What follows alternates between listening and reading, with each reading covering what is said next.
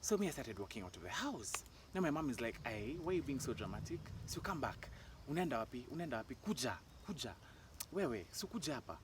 Short and stout as I was, just there. And then I put on these really big slippers, zile za pata pata, the really, really huge ones. So like with every step, flap, flap, flap. And then this one thing, your shoes, making that whole flap, flap, flap, flap with every single step is ruining your vibe. Imagine that, like that was just a buzzkill. But then me, in denial, we're ready to prove a point. I was just there walking. I checked the house, I checked the gate. Soldier is like, "Hey, nini inaendelea? Kijana ametoka tu hivyo, mama anamfukuza anamwomba arudi nyumbani." I'm there, talk to the hand. Me with my really large slippers, they are like bouncing all this mud back to my feet. So I was filthy at that point. But me nani, I do not give up.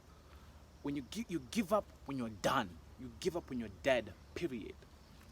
Period. Ego on 1,000. Literally. Hakuna kushuka. No, my mom is there. Like, a fitina. Mtoto wa fitina. Can you come back? Can you come back? Walking after me. Can you come back? Come back here.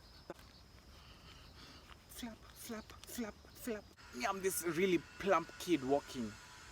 Out of nowhere,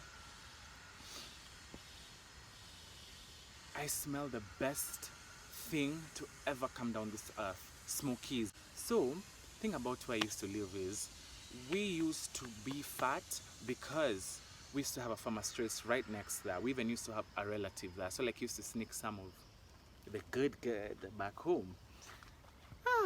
So me, I'm there, sniffing this heavenly aroma. For that second, I had smelled Jesus. I'm in a fit, I'm mad, I'm boiling. But then this wafting, and I still have to keep it moving. But me moving is me passing the aroma. It's me passing the Jesus perfume. It was at that point I knew I had made a mistake. I didn't have breakfast. Those smokies being cooked 10 feet away from me weren't doing any help either. So me, I'm there, I'm like ready to call it a wrap. I'm already thinking how I'll get myself out of this situation. Like, I just want to go back to 15 minutes before. Singeleta kerere, umehe ya kutoka kwa nyumba. You know what I did? Mimi bado na ego. Cause, hey, I'm taking my ego to the grave.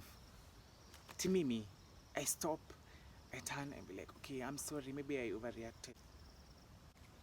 So what did I start doing? I started slowing down from flap, flap, flap, flap to flap, flap, flap, flap. Because I wanted my mom to catch up with me. What's it called? A whole confrontation. She'll turn me around and say, "Unafanya nini? Hebu turudi nyumbani. Are you serious? Angalia sasa tumetembea." And I'm ready to pay for the consequences. But Mom, I am hungry. I'm starving, Mom. I'm there with my ego. I'm like, "Yo, please hurry up and catch up with me." And she was like some meters behind, but she was still quite like a solid 2 meters behind me. So I'm really slowing down at this point. Like, might as well crawl. But she is not catching up. I've learned my lesson. But my ego, I just have to, I'm like, damn, my ego. But she finally catches up with me. We had this confrontation. Everything is going to plan. And I went back home running. You see the way I was the first one leading home, running away from home. The same way I was the first one going back home. And that was a childhood equivalent of dumping your partner. I'm done. And you walk. And then you get out of the car, you slam the door. And then they're just there riding behind you, waiting for you to give it up. They just unlock the door.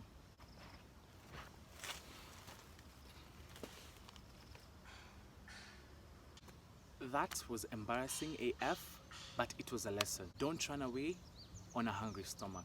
First eat, first pack some food, then run away. Yeah, I don't have any more embarrassing things because I've been pretty clean. That's a good thing of being antisocial, like from a young age. You just sit back and watch other people mess up. Like, I want to see the mess. I don't want to be part of it, but I want to see the mess. Like, I'm just there sipping my mama's tea. my biggest mess that I still walk around with, that still pains me to this day, like my biggest scar that is evident for anyone and everyone that I'll come across of. I included my hairline as one of the most, if not the most cringiest thing that I've dealt with in my childhood. Now, imagine this really plump, round kid full of anger and attitude swaying from side to side. But then his shine has to be ruined by what? By what? But even this one is at least. My hairline used to start here. Because I'm round, I'm swelling, I'm busting out of my face. So, of course, my hairline will stretch and come like back. So it was here, it was here. I remember this time in high school, these bullies, very typical of them, wakaamua tu, nimeboeka. They did a whole test. How many fingers can it fit from on my forehead? And it was 5. Literally. And I'm there trying to ignore them. I'm there writing notes. So wachane na mimi, go away. But deep down I am hurt. I even had to do the tests later on myself, like, what? Hey, you really have to fit 5 fingers on my forehead. Like, yo. Like, right now I'm proud of it. Like, with people like Rihanna representing you, there's nothing to worry about. But like, my hairline, I always have to, like, I have to adjust it. I'm gonna have to start buying Fenty makeup to like contour my forehead to make it make sense. So from imaginary friends to bumpy car rides to mucus, shout out to whoever you are, you know yourself. No judgment, but like, hey, work through your things. You have a lot to work through with. Your attachment to your mucus, is it high in protein? Is it tasty? Is it generally just like a good salty treat? To being called out on my forehead,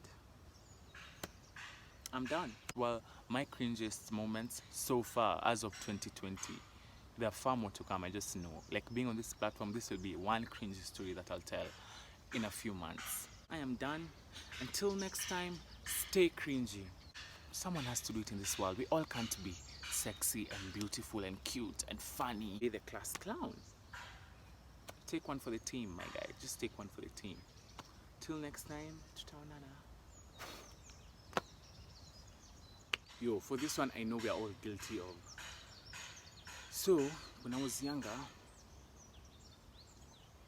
I used to talk to myself. Like, I used to be that creepy kid who'll be walking alone, school bag. Like, I felt like we were an entity, like three people. Me, the nerd, the sex symbol, just all in one head. And then we're just there talking.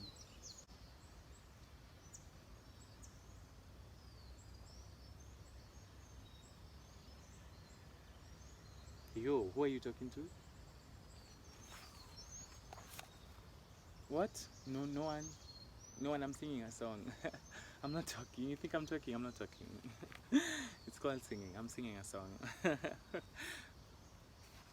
In my head, I'm just like, hey, guys, now let's just talk in my head. Hey, guys, let's just talk in my head. Straight up. Woo!